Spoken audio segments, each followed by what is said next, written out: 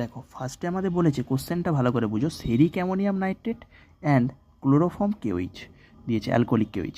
তাহলে are used বলছে for the identification of functional groups present in dash and dash respectively. তাহলে আমাদের এই যে দুটো দেয়, এই আমাদের সেরিক অ্যামোনিয়াম নাইট্রেট এজেন্ট এবং ক্লোরোফর্ম অ্যালকোহলিক কেওইচ, এই দুটো আমাদের কোন কোন গ্রুপের আইডেন্টিফিকেশানে কাজে লাগে।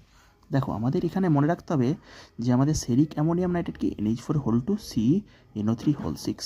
যখন এটাকে আমরা অ্যালকোহলের সাথে আমরা রিয়াকশান করাই, এটা আমাদের অ্যালকোহলের ডিটেকশন টেস্টে ইউজ করা হয়। কি বললাম? অ্যালকোহলের ডিটেকশন টেস্ট সে ইউজ করা হয়। যখন আমরা অ্যালকোহলের সাথে যে রিয়াকশান করাবো, যদি সেখানে রেড কালারের কোনো কিছু কম্পাউন্ড আমরা দেখতে পাই, তাহলে জানবো সেখানে আমাদের অ্যালকোহল আছে। আমি কোনো একটা কম্পাউন্ড নিলাম অ্যালকোহলের ডেরিভেটিভস, তাতে আমি এটা দিলাম, দিয়ে দেখলাম রেড কালার শো করছে, তাহলে কী দিলাম? যেটাতে অ্যালকোহল আছে।